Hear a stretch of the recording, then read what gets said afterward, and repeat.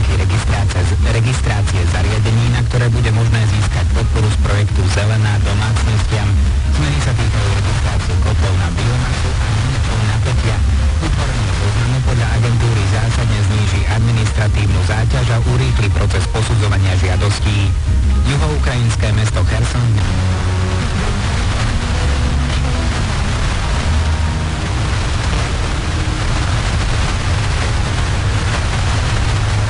správy. Útoky si podľa neho vyžiadali 2 vážne zranených. Kazachstan zakázal vyvážať do Ruska 106 komodít, ktoré by Moskva mohla použiť vo vojne na Ukrajine.